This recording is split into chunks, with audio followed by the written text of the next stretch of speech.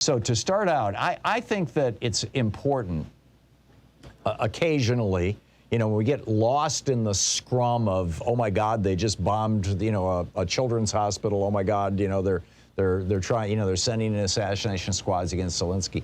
I think occasionally, and we can get into that granular stuff, but I think occasionally it's important to step back and try to look at what's going on in the context of a much larger arc of history. The title for my op-ed today at HartmannReport.com, and I write these every day. There's no advertising, and you can get them for free. Is titled "As the Fourth Turning Unwinds, Ukraine Has Become the George Floyd of the World." And here are my thoughts on this, and I think this is a really important understanding that we need to have, and it can inform us about what might be happening going forward. You know, Putin is playing out his version of Hitler's 1939 invasion, defensive invasion of Poland. And I think that this moment right now is the hinge, the apex of American history's fourth great turning. You know, even Americans who were preoccupied by the tyranny of having to wear a mask or get a vaccine are now, you know, for many of them for the first time in their lives, seeing live and on television what actual tyranny looks like and how it behaves. In my opinion, Putin has miscalculated terribly. And his entire career has been, like Donald Trump's was, one of pushing moral and legal boundaries while getting off scot-free and being celebrated for his victories. And like Donald Trump's incitement of the January 6th violence made him unelectable in America. And, you know, take my word for it, there's no way Donald Trump is ever going to be president again. This error on Putin and his advisors' part could also threaten his hold on the Russian presidency.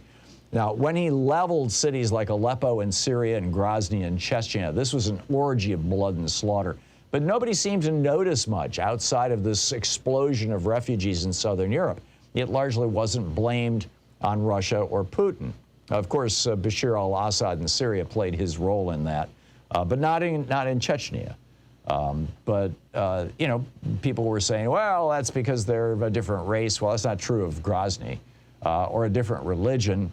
But I think the most, and there's a lot of truth to that. And in fact, you know, dark-skinned people are having a challenge right now getting out of Ukraine and into Poland. Racism is real and it's still happening.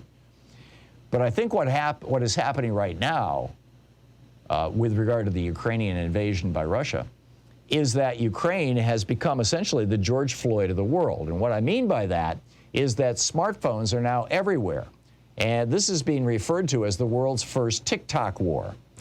And like Floyd's murder at the hands of authoritarian cops, it's showing up on tiny screens, it's showing up in international newscasts, it's showing up in living rooms all across the country and the world.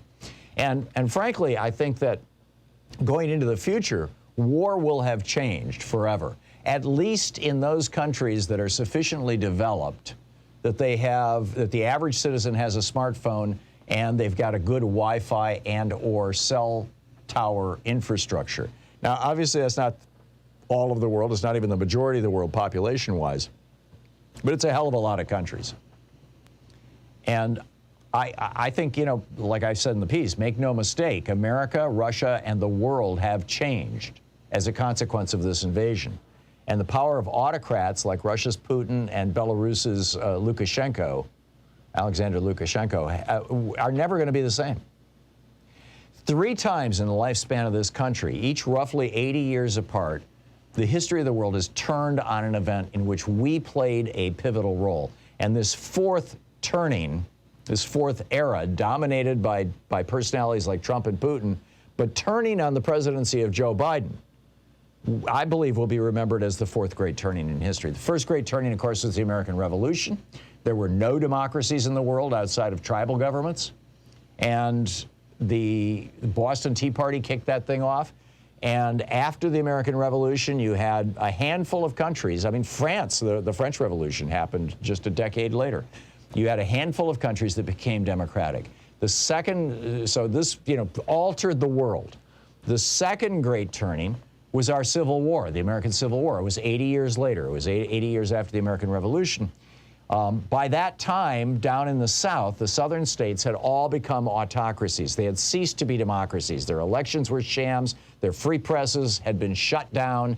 About a couple thousand oligarchic families controlled the entire South from their massive plantations. They controlled the political and economic apparatus of the South. The South was no longer a democracy by 1830. By 1840, it was a complete police state. Not unlike Russia right now. And that police state then in 1861 declared war on the democracy to the north of it, on the Union. And the whole world held its breath for 4 years to see if democracy was going to triumph or if it was going to be the oligarchic police state of the South, of the Confederacy, that was going to win that war. Democracy won that war. That was the second turning.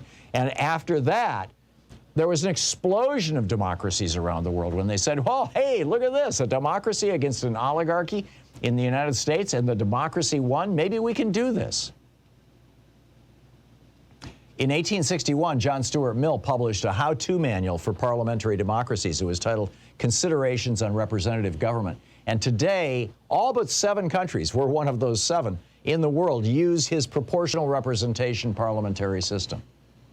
The third great turning, 80 years after the Civil War, was World War II, when fascism tried to take over the world. Fascism, the merging of state and business leadership, combined with belligerent nationalism.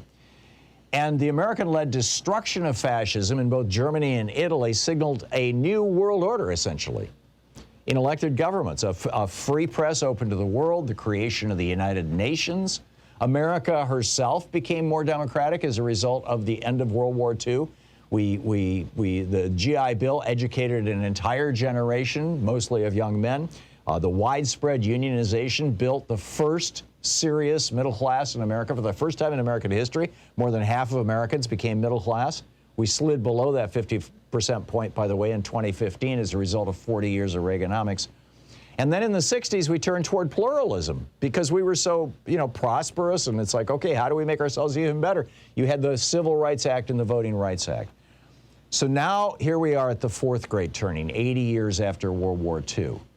And what I'm seeing here, David K. Johnson and other historians have documented how Trump was basically saved throughout his career by Russian oligarchs. And of course, Paul Manafort, who used to, work for the Russian oligarch in Ukraine, along with his former business partner, Roger Stone, basically worked with Trump to cripple America and turn us into an oligarchy. And, we got awful close to that. But now it's all exposed. I mean, Putin's brutality has mobilized the world to the defense of this small democracy. Americans are seeing that Brexit might not have been such a great idea, and it was being promoted by Russia.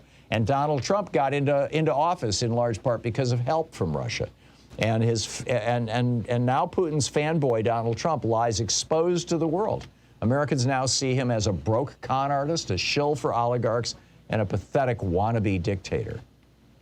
So I would argue that when the dust settles, it will have wakened a sleeping America to the danger of politicians and a Supreme Court that has so rigged the rules of democratic politics in our country, or domestic politics in our country, that our legislators no longer are accountable to our citizens.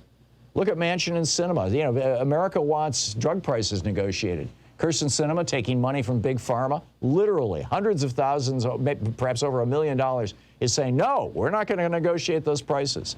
And of course, every single Republican saying the same thing. These hinge points in history are never painless. This is going to be difficult. But I truly believe, barring disaster, that this fourth turning, and turnings are always critical and dangerous times, that this fourth turning is going to mean a better world for all. It's small comfort as we watch women and children being slaughtered by Russian troops live on television. But history tells us that these turnings are very, very real.